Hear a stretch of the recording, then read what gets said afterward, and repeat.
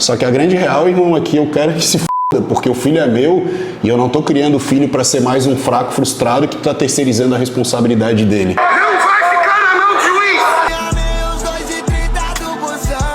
Eu me preparei muito para chegar no europeu bem, né? Mas outra coisa que marcou muito o meu início foi em 2023, no início de 2023, quando eu comecei a treinar às 11 horas e junto com os atletas. E daí foi lá, como sempre, depois de 10º campeonato que eu perdi na primeira luta, depois eu fui e perdi na primeira de novo. No início foi foda. O bicho perdeu acho que pelo menos uns 10 campeonatos, muitos deles na primeira. E eu lembro do Bernardo, depois de uma derrota, sentado ao meu lado no ginásio e dizer, porra, pai, eu acho que isso aqui não é pra mim. Acho que eu preciso ir lá trabalhar contigo na Clint e tal, treinar o jiu-jitsu como hobby, mas competir eu acho que não é pra mim. Eu falei assim, ó, eu quero ir pra Clint, quero trabalhar com a Clint, não quero mais ser atleta. E aí na hora que ele falou isso, cara, eu disse pra ele imediatamente, cara, como eu vou chegar no meu sócio, nos meus sócios e dizer pra eles, olha, o meu filho escolheu competir ao invés de trabalhar com a gente, só que, porra, perdeu, desistiu e agora vai trabalhar com a gente. Porra, infelizmente eu não tenho como fazer isso porque, cara, na Clint a gente não contrata perdedor e no momento tu és um perdedor. E daí eu quis desistir. A minha opinião irmão, tu vai treinar, tu vai competir mais 1, 2, 5, 10, 50, 100 campeonato, uma hora é impossível tu não ganhar. A hora que tu começar a ganhar, se tu quiser desistir e dizer, pai, agora eu já sou campeão, mas eu não quero mais isso pra minha vida, porra, daí tá tudo certo. Aí tu vai me procurar, eu vou chegar lá e tu vais entrar como um vencedor. Mas, cara, enquanto derrotado, jamais. Segunda-feira eu já tava treinando de novo. E depois eu ganhei minha primeira luta, depois o meu primeiro campeonato, depois o meu primeiro campeonato na CBJJ e agora campeão europeu. Cara, no europeu, eu acho que a cabeça dele já estava muito melhor, né? Porque foi início desse ano. Mas eu me lembro, cara, não foi nem o ano passado, foi ano retrasado, porque agora é o ano de 16 dele. Mas no ano que ele fez 14, ele foi pro brasileiro, na faixa laranja, e ele ficou em terceiro no brasileiro, naquele ano. E quando ele saiu do tatame, ele falou pra mim assim, pai, eu não fui campeão, mas eu vou treinar mais e o ano que vem eu vou ser campeão. E porra, velho, uns meses antes, 6 meses antes, ele tava falando pra mim talvez desistir.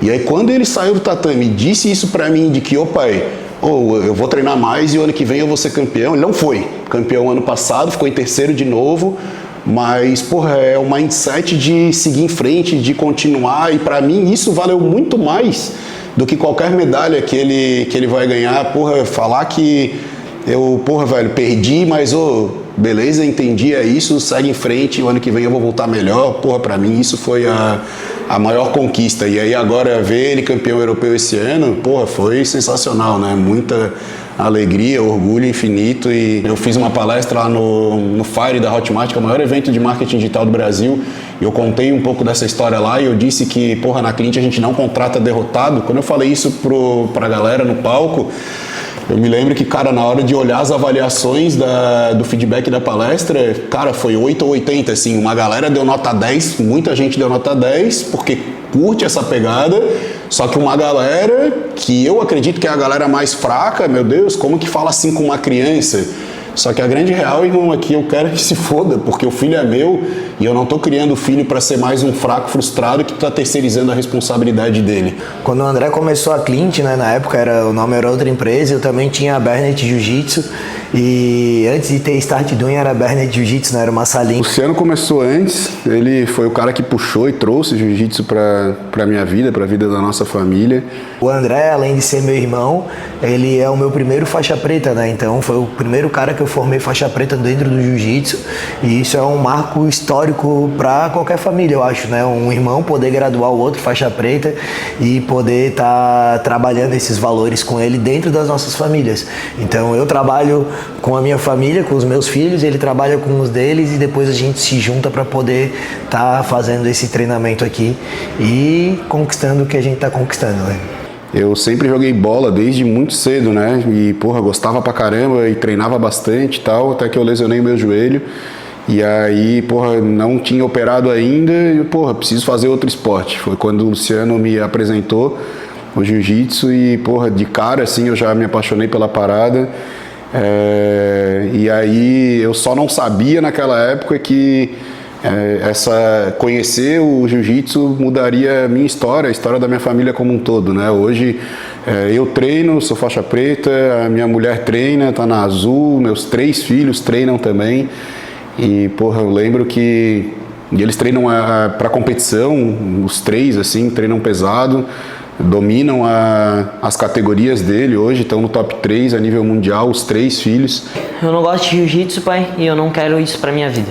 Eu lembro, assim, que o Gabriel falava pra mim, o Gabriel mais novo, e ele dizia: pai, eu odeio jiu-jitsu, eu só treino jiu-jitsu porque eu sou obrigado, porque eu não gosto de treinar jiu-jitsu. E o Gabriel foi engraçado, ele foi o que mais demorou, assim, a engrenar. O Lucas e o Bernardo, por mais que, porra, eles eram obrigados, treinavam porque era uma regra que a gente tinha lá em casa, mas eles vinham de forma mais tranquila. O Gabriel sempre fez rolo, não queria de forma alguma, e o mindset do Gabriel mudou quando no ano retrasado, o Bernardo estava no ano de 14, era o primeiro brasileiro do Bernardo, o Lucas já estava indo há mais tempo, e o Gabriel, a gente estava se preparando para a viagem para o Brasileiro. E dentro dessa viagem, o Pietro, meu filho, estava na casa do André, o Bernardo também, e eles foram viajar e o Gabriel não foi. E daí aquele dia o Gabriel teve um estralo: pô, a vida tá acontecendo, os guris estão indo viajar pro Rio de Janeiro, para São Paulo, estão indo conhecer o mundo, o Brasil, e eu tô ficando em casa. Então acho que aquele dia o Gabi também virou a chave dele. Cara, no começo eu já esperava que eu ia perder, não era bom. E aí ele falou: porra, pai, é isso então, vou treinar. Começou a treinar e, cara, foi parecido com o Bernardo. Perdeu, até o momento que ele ganhou. Tem um vídeo até que tu gravasse dele ali aqui em Floripa, num campeonato que ele foi campeão e que, porra, velho, foi irado, assim, ver essa conquista. E hoje tá voando também, ficou em segundo no Brasileiro do ano passado. Esse ano agora ele é o líder da categoria dele também e, porra, tô bem feliz com essa mudança, mas com certeza se deve ao fato de a gente não ter afrouxado a rédea e ter falado de que, rapaziada, gostando, querendo ou não, vocês vão treinar o jiu-jitsu. Pra mudar isso aí, a mudança de chave, foi quando o Bernardo lutou o Brasileiro de 2023. E eu vi ele lutando e eu achei que poderia ser legal eu treinar também. Aí o meu pai me incentivou a começar a treinar. Eu comecei a treinar mais. No começo eu não estava gostando muito. Aí depois de uns 6 meses eu estava gostando muito, comecei a treinar um monte. E seguiu, e hoje eles treinam porque querem. E eu fico amarradão e feliz da vida, né? Nem sempre a criança sabe o que ela quer. E aí nosso papel enquanto pai, enquanto mãe, mostrar o caminho, e muitas vezes é na força mesmo, não tem muito o que fazer. Depois ele entende. Eu me lembro que quando eu era pequena, minha mãe me levava pra missa, eu e o meu irmão.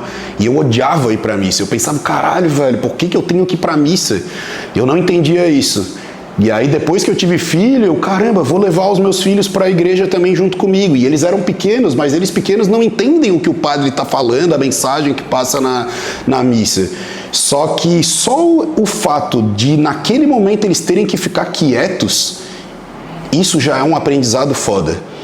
E aí hoje o que a minha mãe fazia comigo lá atrás, eu faço com os meus filhos. Não preciso mais levar eles obrigados para a igreja, para a missa, porque eles sabem da importância de rezar, de agradecer, de pedir e mentalizar as coisas boas. E, pô, velho, só agradeço aos meus pais, a minha mãe principalmente, por ter mostrado isso pra mim lá atrás, e eu não gostava de ir. E eu ia porque eu era obrigado, e tá tudo certo, eu aprendi. E tenho certeza que a hora que os meus filhos tiverem os filhos dele, eles vão passar pelo mesmo processo de: talvez o jiu-jitsu tu não tá gostando muito agora, mas uma hora tu vai gostar, e se não gostar, que seja mais na frente. Chegou com 18 anos, tá pagando essas contas, é isso aí, pô, segue o baile e faz o que tu quiser, mas enquanto estiver dentro da minha casa, você fará o que eu quero. É que ser campeão mundial é mais uma ambição, né? Mais eu quero, mas eu acho que um sonho, eu acho que é maior do que isso. Quando eu tiver 60 anos, fui campeão mundial, mas o que eu construí depois de ser campeão mundial? O Lucas, ele não é que ele nunca gostou, né? O Lucas, ele sempre esteve comigo dentro do tatame, e aquilo ali era mais imposto para ele. E acho que, como era lá no começo, a gente não tinha toda a estrutura que a gente tem hoje, todo o conforto que a gente tem hoje, então o Lucas acabava sendo a opção única, ter que ficar comigo dentro do tatame. Ele passava o dia inteiro junto comigo, né? Quando eu era mais jovem, quando eu tinha meus 10 anos por aí, eu já treinava uma cara, mas eu treinava com bastante crianças. Aí eu gostava muito de treinar, porque, pô, eu treinava com as pessoas mais da minha idade. Aí a academia parou de ter treino kids. Aí eu tive que ir treinar com os adultos, mas eu era muito pequeno. Então eu acabei tendo um desgosto do jiu-jitsu pelo fato de não conseguir fazer nada em ninguém. Então, meu pai me obrigava a treinar, tipo, eu tinha que ir, ia de cara feia, odiava. Mas aí, graças a Deus ele fez isso, porque aí o tempo foi passando, eu fui crescendo, ele me colocou pra competir, eu apanhei um monte no começo. Eu ia pros campeonatos, eu era pesadíssimo, eu era obrigado a casar a luta com gente mais velha, porque não tinha ninguém do meu peso, apanhava, por isso que eu não gostava muito. Mas aí eu cresci, fiquei mais magro, aí comecei a criar gosto, porque comecei a bater nos outros campeonatos. Aí fomos pegando corpo, crescendo, comecei a fazer frente com os adultos e hoje, graças a Deus, a gente tá vivendo do jiu-jitsu e agradeço ao meu pai por não ter deixado eu desistir, porque se fosse por mim, eu não estaria no jiu-jitsu, estaria em outro rumo, talvez estaria trabalhando na Clint, talvez estaria estudando, mas eu com certeza, se fosse por mim, eu não estaria no jiu-jitsu. Então agradeço ao meu pai por não ter deixado eu desistir. Eu acho que isso é um pouco do que o jiu-jitsu mostra, do que o jiu-jitsu leva, construir gente forte, gente que é forte não somente para ganhar campeonato, porque eu acho que isso é a minoria que consegue, mas gente que leva para frente essa filosofia de, pô, cai mais levanta, cai mais levanta. Acho que esse aqui é o barato. E a gente sempre teve esse acompanhamento, né? Lado a lado, eu e ele. Eu trabalhei muito tempo com ele dentro da Clint e ele sempre me deu o suporte para Start poder estar acontecendo, né? Então, teve uma grande época da minha vida. No início da Clint, eu participei com ele nos primeiros anos. Aí chegou em um ponto que eu falei para ele, cara, eu vou tocar a academia de jiu-jitsu. E daí a gente veio com a parte da Start. Ele me deu um suporte para a gente poder começar lá no início, né? E aí fomos desbravando. E para mim o jiu-jitsu, cara, é mais importante do que a escola. Eu tenho certeza disso, não tenho a menor dúvida, porque ensina disciplina, ensina respeito, ensina a abraçar, a tocar nas pessoas sem medo, autoconfiança pesada.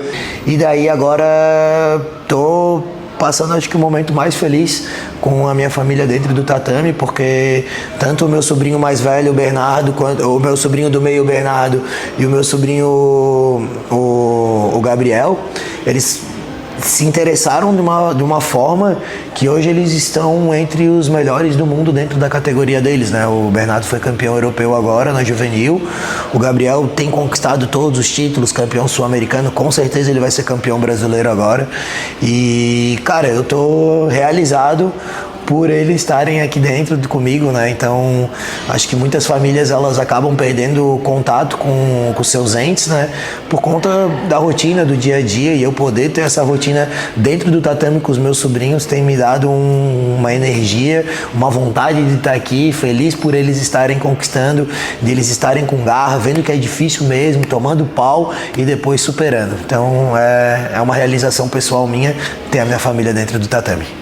E no final das contas eu acredito que não é uma parada de sorte, porque no meu caso eu tenho 3 filhos, os 3 competem, os 3 lutam em alto nível, os 3 dominam a categoria deles a nível mundial hoje.